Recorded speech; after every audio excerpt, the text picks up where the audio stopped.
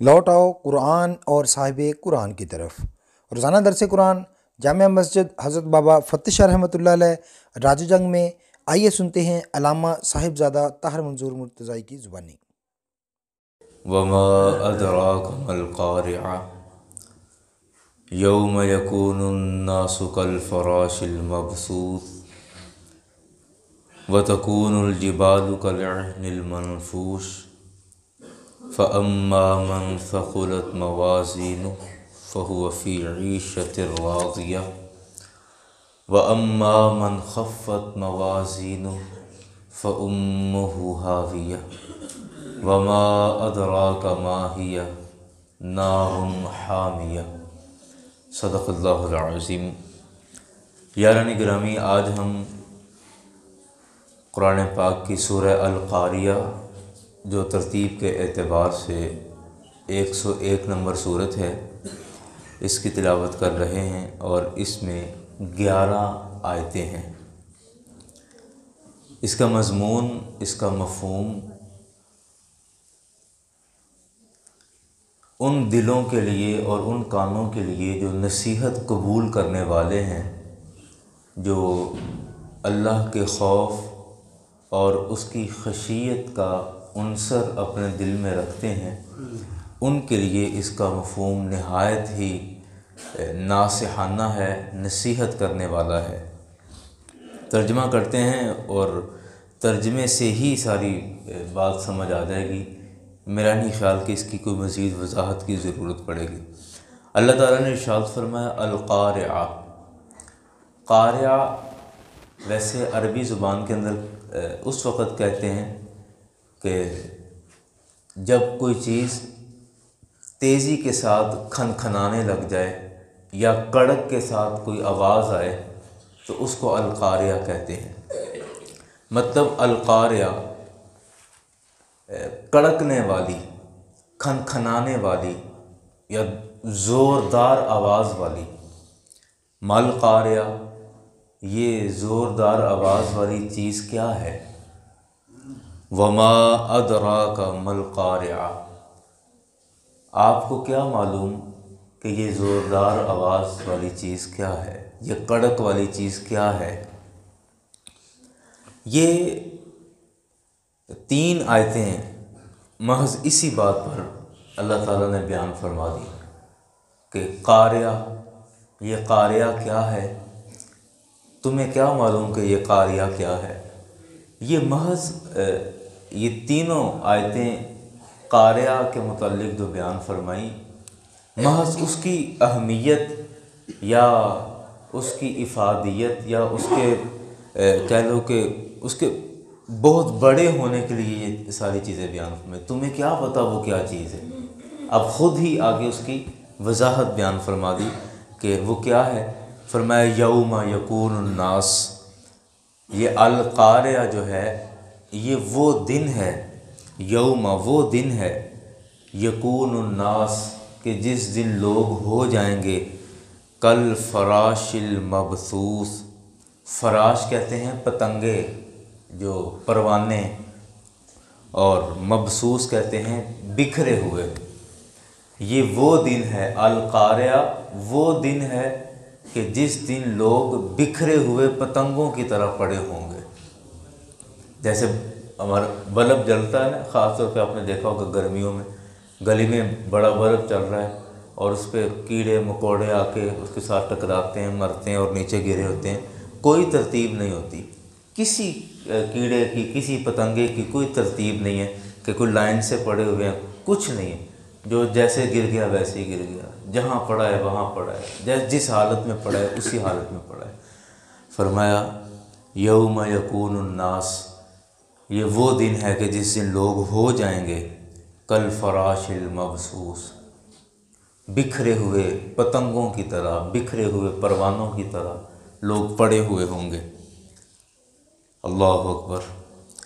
وتکون الجبال، اور پہاڑ ہو جائیں گے کالعہن المنفوش۔ اللہ اکبر۔ عہن کہتے ہیں روئی کو، اور منفوش دھنی ہوئی۔ اور پنجابی میں جیسے ہم اس کا لفظ بولتے ہیں جب روئی پنجی ہوئی روئی، تو فرمایا وَتَكُونُ الْجِبَالُ كَالْعِهْنِ الْمَنْفُوشِ۔ اس دن، یہ قاریہ وہ دن ہے کہ جس دن پہاڑ دھنی ہوئی روئی کی طرح ہو جائیں گے، یعنی جیسے روئی ہوا میں دھنی ہوئی روئی اڑتی پھرتی ہے یا نرم ہوتی ہے، یوں کہہ لیجیے کہ اسی طرح پہاڑ بھی نرم ہو جائیں گے۔ پھر اس دن کیا ہوگا، نتیجہ اس دن کا کیا نکلے گا، فَأَمَّا مَنْ ثَقُلَتْ، پس بہرحال وہ لوگ کہ ثقلت موازینہ، جن کے وزن ثقیل ہو گئے، وزنی ہو گئے، یعنی نامہ اعمال کے وزن، نیکیوں کے وزن۔ دو معنی ہو سکتے ہیں کہ جب میزان پر اعمال تلیں گے اس وقت ان کے وزن اعمال، اچھے اعمال کے وزن زیادہ ہو گئے، یا ان کی نیکیوں اور اچھائیوں کے ویسے ہی وزن زیادہ ہو گئے۔ فَأَمَّا مَنْ ثَقُلَتْ مَوَازِينُهُ، پس بہرحال وہ آدمی جس کے وزن زیادہ ہو گئے، جس کے اچھے عمل کے وزن بھاری ہو گئے، فَهُوَ فِي عِيشَةٍ رَاضِيَةٍ، وہ راضی رہنے والی عیش کے اندر ہوگا۔ اس دن، جس دن یہ سارا کچھ ہونا ہے، جس کے عمل اچھے ہو گئے، وہ راضی رہنے والی عیش کے اندر، خوشی والی زندگی، مسرور زندگی کے اندر اور سرور اور کیفیت کے اندر وہ بندہ ہوگا۔ وَأَمَّا مَنْ خَفَّتْ مَوَازِينُهُ، اور بہرحال وہ کہ جس کے وزن ہلکے ہو گئے، نیکیوں کے وزن کم ہو گئے، ہلکے ہو گئے، فَأُمُّهُ ہاویہ، تو اس کا ٹھکانہ پھر ہاویہ ہے۔ کہتے ہیں اصل کو، ماں کو بھی اسی وجہ سے کہتے ہیں کہ وہ بندے کی اصل ہوتی ہے، کہ وہاں سے آدمی کا صدور ہوتا ہے، اس وجہ سے اصل کو کہتے ہیں۔ فَأُمُّهُ ہاویہ، تو اس کی اصل، اس کا ٹھکانہ جس کے عمل کم ہو گئے، ہاویہ ہے۔ وَمَا أَدْرَاكَ مَا هِيَ، اور تمہیں کیا پتا کہ یہ ہاویہ کیا چیز ہے، ہاویہ کس چیز کا نام ہے؟ خود ہی فرما دیا نار حامیہ، یہ دہکتی ہوئی آگ کا نام ہے، یہ دہکتی ہوئی آگ کا نام ہے۔ یعنی گرامی، اس سورہ مبارکہ کے اندر جس خوبصورتی کے ساتھ اللہ تعالیٰ نے ہمیں قیامت کی ہولناکی اور قیامت کی غضبناکی سے ہم سب کو مطلع فرمایا، ہمیں بتایا ہے، اور جس طرح اس کی تقسیم بھی ساتھ ہی فرما دی کہ اچھے اعمال کرنے والے کے لیے یہ اجر ہے اور برے اعمال کرنے والے کے لیے یہ اس کا بدلہ ہے۔ اس قدر سمجھ میں آنے والی اور دل میں اتر جانے والی بات ارشاد فرما کے یقیناً یہ اللہ تعالیٰ نے ہم پر اپنا فضل اور اپنا احسان فرمایا ہے۔ آپ دیکھیں، بڑی سادہ سی بات ہے کہ ایک باپ اپنے بچے کو بات منوانے کے لیے، مثال کے طور پہ اسکول نہیں جاتا تو اسکول اس کو بھیجنے کے لیے 2-3 طریقے ہیں۔